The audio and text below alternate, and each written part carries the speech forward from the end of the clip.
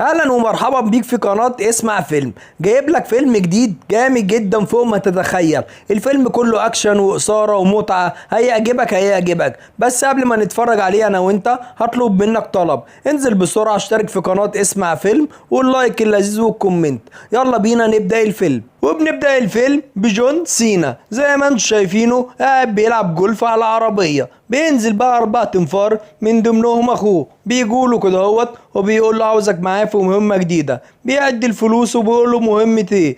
بيقول له مفيش حاجة، خفيف كده. بيقول له مع مين؟ مع الصينيين ولا مين؟ بيقول له لا. بيقول له امال ايه؟ مع الملتزقة. بيقول له لا يا عم دي عملية خفيفة كده وليك نسبة جامدة قوي. بيقول له لا انساني. فبيقول له ليه؟ دي حاجة خفيفة وهيطلع لك منها مبلغ جامد قوي مع مجرمة عالمية. فجون سينا بيقول له لا انساني وما تقوليش على حاجة تاني. فبيقول له عادي براحتك، وبياخد العربية وبيمشي. وبنشوفه كده بقى في القرية بيحب الأطفال والناس اللي في القرية وعمال يلعب معاهم. وهنا بقى المهندس بتاع المية بيجي بيحاول يصلحها ما بتنفعش. فبيقول له مش هينفع اللي هي تتصلح خالص والشركة منفضة، لازم ياخدوا رشوة على الأقل. فبيقول له كام؟ بيقول له مفيش، حوالي 50 مليون دولار. جون سينا بيتصدم كده ومبقاش عارف يعمل ايه. فبيبقى مخنوق وبيقول له خلاص هنحاول نتصرف. فبيقول له لازم لان الناس دي هتعيش من غير ميه. وهنا بيكون موجود معانا جاكي شان بيكون بيقول لهم احنا شغلتنا نأمنهم ولازم نأمنهم، بس الطريق ده صعب جدا. الطريق دوت بيكون مليان فخوخ والغام ومتفجرات وحاجات كتيرة مش هنعرف نعدي منها. فلازم نقسم نفسنا على مجموعتين، مجموعة تمشي الصبح ومجموعة تمشي بالليل. وهنا بيكون معانا الممثل المصري هاني عادل. وبنشوف الست دي بتقول لجون سينا هنعمل ايه في فلوس المية؟ فهو بيقول لها مفيش، هحاول اتصرف. وبيكون بيفكر كده هيعمل معاهم المهمة فمفيش حل تاني. وتاني يوم على طول بنشوفهم بيطلعوا المحتجزين وبيغيروا بقى كلمة السر، وبتاخد الفلاشة وبتديها ليو. وبتكون يو دي معاهم كده في المهمة، بتاخدها كده وبتمشي وبتروح على العربية. ودوت بيكون معاه بخاخة كده بيعلم على العربية بيعمل عليها علامة هنفهم ليه دلوقتي. وبنشوف ليو كده ركبت معاه العربية والطيارات بتجهز وبتطير كده وبتبقى ماشية وراهم. وليو بقى بتبقى راكبة معاه العربية وهو بيقول لها كرسي فاضي اقعدي. فهي ما بترضاش تقعد كده هوت. فبيقول لها على فكرة الطريق كله ألغام وفخوخ ولازم تقعدي، ما تبقاش دماغك ناشفه زي امك. فهو هنا بتكتشف اللي هي كانت بنته بس في اختلاف اسري كده هوت، وعشان كده هوت هي متضايقه منه. وبنشوف هنا داخلين في طريق الموت، طريق صعب جدا وفي فخ كده قدامهم وهو بيخش ما بيهموش. وبيقول له ايه اللي انت عملته ده؟ بيقول لهم دول اطفال هم اللي عاملين لنا الفخ دوت عشان نخش طريق تاني، ولو دخلناه هيطلعوا علينا وهيزعلونا، بس انا فاهم كل حاجة ومهمتي ان احميكوا. فهي بتقول له طيب ماشي خليك تحمينا وخليك عايش دور البطل كده. فهو بيبص لها كده وبيبقى زعلان من طريقة كلامها ومش بيركز معاها وبيخشوا على الطريق. فبيديهم تعليمات وبيقول لهم كملوا زي ما انتوا ما تخافوش. وبيبصوا كده بيكونوا مستغربين العاصفة دي جت منين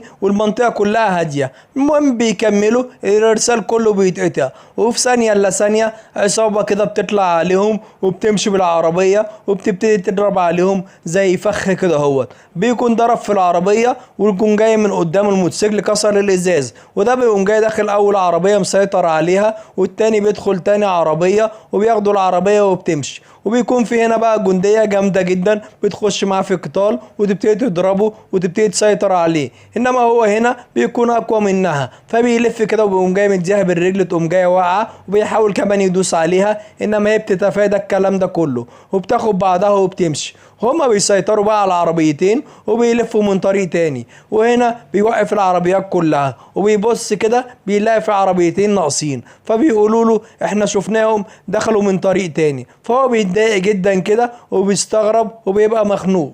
وهنا بيتأكد بقى اللي فيه حاجة غلط وبيفضل يفكر فيه ايه. وبنشوف بقى في الجانب التاني مين؟ جون سينا. بيبص كده بيلاقي ناس ابرياء فبيقول له انت فهمتني اللي المهمة دي حاجة تانية خالص، انما دول ابرياء. فبيقول له يا عم ما تدققش. فكك. وهنا بقى بنشوفه بيطلب بقى الطيارات تجيله وبياخد معاه ليو عشان هي دكتورة وفي الصحراء دي جامدة جدا. بياخدها معاه كده في الطيارة وبيبتدوا بقى يمشوا وبيبص كده بيشوف ايه اللي الكلام ده مقصود وفي فخ معمول وبيعرف اللي دول عصابة من ملتزقة وبيبص كده بيلاقي الجندية اللي معاه بيتشاور لهم فهو بينزل لها كده سنة وبيطلب منها تتابع مع فريق العمل وبياخد بعضه ويمشي. وبنشوف كده هو عمال يدور بالطيارة على اي حاجة وفي حد من فريق العمل بتاعه بيبصوا كده بيلاقوا العربيات فبيبتدي يضرب عليهم نار ودول بيتفادوها وبيخبطوا اول عربية. فمين جون سينا هنا بيقرر يقف وبيقرر بقى ايه يضربهم زي ما هم بيضربوه. وفي ثانية الا ثانية كده عربية بتيجي من ورا الطيارة وبتضرب عليها بقى نار بطريقة غبية قوي والطيارة هنا بتتدمر في ثانية الا ثانية. وبياخدوا الرهاين وبيمشوا بيهم ويودوهم المكان المفروض يسيبوهم فيهم. وهنا بيشوف العربية فبينزل فيها. واول ما بينزل ما بيلاقيش ايه 5 من الرهاين وبيقولوا له في ناس خطفوا 5 وخدوهم ومشوا. وهنا بنشوف مين جون سينا بيتخانق مع اخوه بيقول له احنا شغالين مع مين. بيبص كده بيلاقي اللي كان بيصلح في المية نازل وبيكلم الدكتورة وبيقول لها على فكرة المشكلة مش معاكي، المشكلة اكبر من انتي تتخيلي. وبيروح كده لجون سينا وبيتكلم معاه وبيقول له انت ازاي كده، انت المفروض كنت بتعمل المية، ايه اللي يوصلك لده كله؟ فبيقول له انا بحكي ده على الشركة ديت بقالي كام سنة شغال معاهم وبعمل كل حاجة وهم في الاخر اللي مسيطرين على كل حاجة. البلد اللي انت واقف عليها ديت مليانة بترول ومليانة ذهب ومليانة كل حاجة، خليك معايا وانا هخليك ساري. بيقول له ماليش دعوه باللي انت فيه دوت، دي مشكلتك انت، اديني فلوسي وخليني امشي. بيقول له قائد الفريق الصيني جاي، لو عرفت توقفه هخليك ساري. فبيسيبه ويمشي.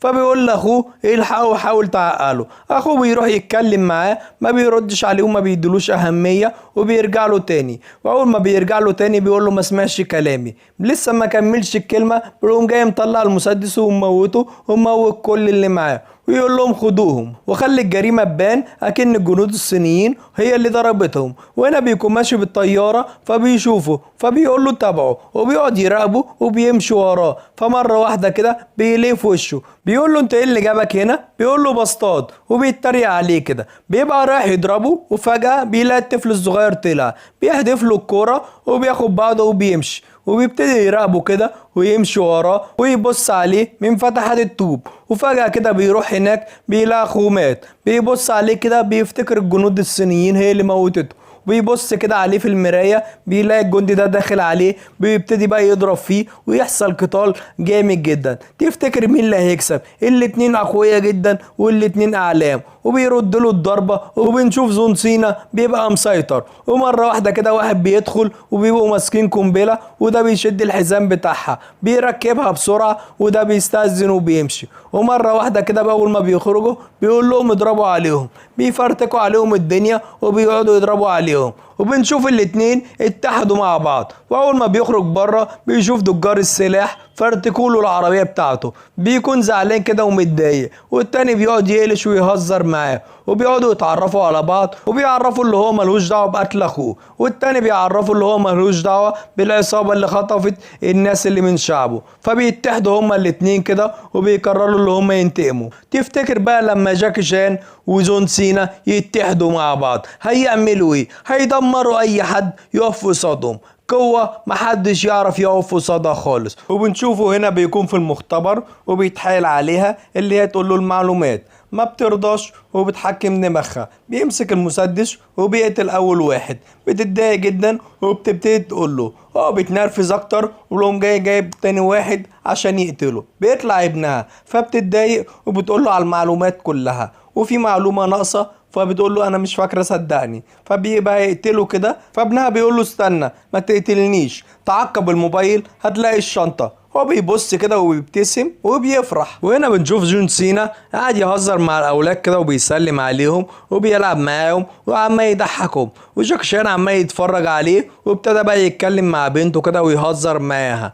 وهنا بنشوف في الجانب التاني بيكلموا جاك شان وبيقولوا له في مشكلة عندنا. بيبتدي يتكلم مع بنته ويقول لها عن المشكلة ويشوفوا حل. وهنا بقى بيشوفوه هو قاعد عمال يلعب وكده ومندمج وبيروح يشاركه في نفس اللي هو بيعمله وبيبتدي يضحك الأطفال ويلعب معاهم ويسلم. وهنا بنشوف جون سينا خد المذكرات بتاعته وقام بيقراها وبيقول له انا قريت المذكرات بتاعتك وعرفت اللي فيه مشكله انت وهي، فهحاول احلها لكم بس انت حاول تبقى لطيف معاها. فهنا بيقول له دي مش حبيبتي دي بنتي. بيقول له بجد اسف ما كنتش اعرف. فبيقول له لا عادي، بس بيقول له في مشاكل كده بيني وبينها. فبيقول له هحاول احلها لكم. وهنا بنشوف العصابه بتتجمع وبتبقى داخله عليهم وعاوزه تقتلهم. فبيبتدوا ياخدوا الاطفال بسرعه ويبتدوا يخبوهم. وهنا هما الاتنين بيتحدوا ويقول له احنا الاتنين مع بعض، حاول انت تضرب من فوق وانا هضرب من تحت. وبيوافقوا هما الاتنين وزي ما انتم شايفين واحد بيجري كده يمسك واحد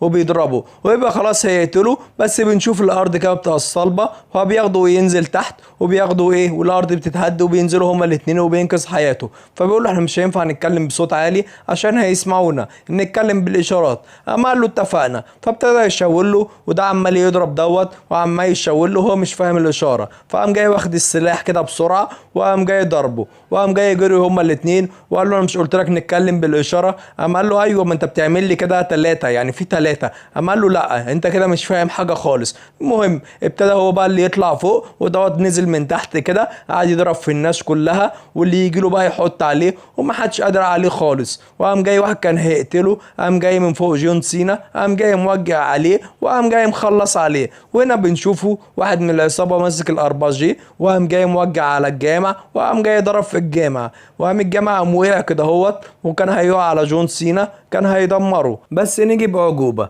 هو اتضايق جدا وقام جاي داخل لها جوه جون سينا وقام قال له العصابه دي عاوزه ايه؟ قامت قالت له ما اعرفش. قام خد التليفون بسرعه ورفع ايده لفوق وقام جاي خارج لهم وقال لهم هو ده التليفون اللي انتوا عاوزينه. قاموا اتلموا عليه في ثانيه الا ثانيه واهل القريه طلعوا كلهم كده بقى بعصيان وشهم وقفوا معاهم. قام ده مطلع قنبله وقام قال لهم هدمر المكان كله في شنطه عاوزها. قام دخل جابها له جون سينا وقام حدفها له وقال له خد اهي. فهي الدكتوره طلعت وقامت قالت له ايه اللي انت عملته ده ما ينفعش. قام قال لها دول عيلتي واهل القريه دول اهلي ما ينفعش حد فيهم يتاذي. تاني يوم قاموا راحوا له وقام بيتكلم معاهم وبيقول لهم كانوا عاوزين الشنطه ليه؟ قالت لهم في مفتاح وفي كلمه سر. ولو عرفوا ياخدوا الشنطه ويروحوا هيسرقوا كميه من البترول مش قادره اقول لك قد ايه. فهو هنا قال لها ده هيعوزوا كده عربيات كتيره جدا عشان يحولوا البراميل ديت. فقامت قالت له لا، قالت له في تحت الارض مواسير انابيب هيهربوها منه. فقام قال لها خلاص احنا لازم نوقفهم عشان دي هتبقى اكبر عمليه بترول. قام قال له هنعوز عربيه.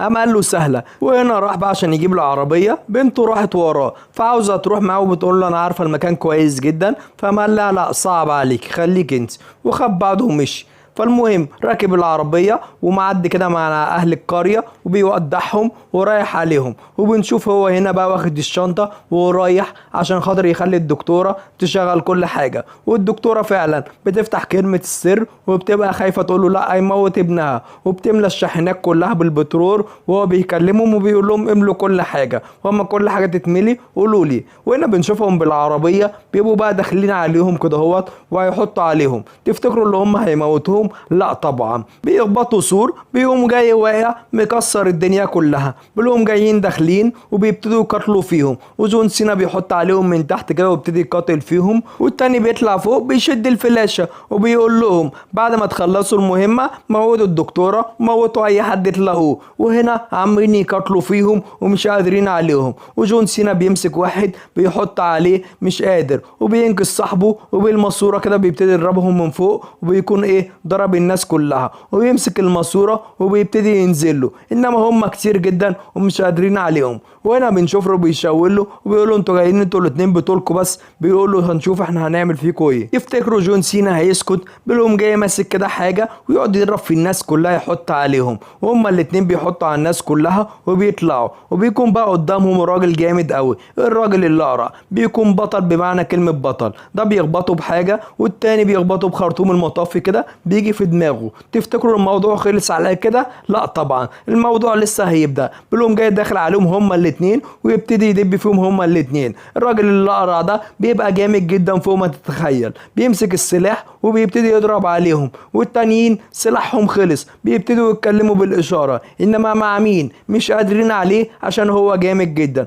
بيقول له خلاص انا هستسلم، وبيقوم جاي التلق التاني كده واخده ببطنه وجاري بيه ويقوم جاي يضربه، ويقول لجون سينا يجري وراه حاول توقفه. جون سينا بيروح كده انما ما بيلحقهمش، وبيبص عليهم كده وما بيبقاش عارف يعمل ايه، بياخد بعضه ويطلع يجري وزعلان جدا اللي هم سابوه ومشوا. وبيلاقي هنا الدكتوره جت بالعربيه بتاعته، العربيه دي مسميها بطه. فالمهم بياخد العربيه ويبتدوا يمشوا وراهم ومش عارفين يلحقوهم، وهنا عمالين يضربوا ببعض، والراجل الرارع عمال يضرب فيه، والدكتوره بيتكلموا بتقول له المفتاح اتكسر ومش عارف اوقف الدنيا فحاول تكسب وقت. فبيقول لها خلاص ماشي، بيمسك خرطوم الفوم وبيحاول يقوم جاي يقعد يضربوا بيه كده، انما الراجل الرارع ده جامد جدا فبيعمل حبل كده عليه زي ياستيك وبيطلع يجيبه وبيضربه، والتانيين عمالين يضربوا على جون سينا بالسلاح. تفتكروا جون سينا هيسكت؟ لا طبعا، قام جاي مطلع السلاح وقعد يضرب فيهم. وهنا الدكتوره بتقول له انا مش عارفه اوقف الدنيا ومش عارفه اعمل ايه.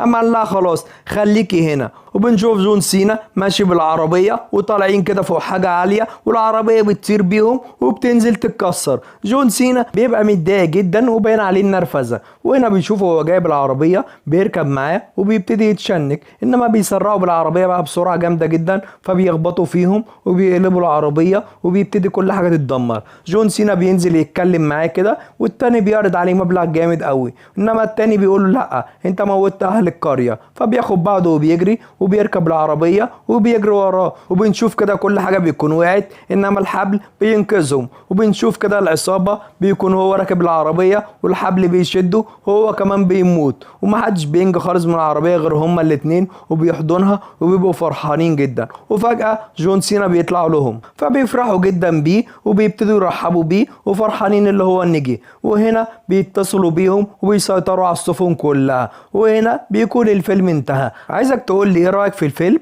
وما تنساش تشترك في قناة اسمع فيلم وتعمل الكومنت اللذيذ واللايك اللذيذ، وما تبخلش عليا بأي حاجة، ولو عاوز أي حاجة قولها لي في الكومنتات.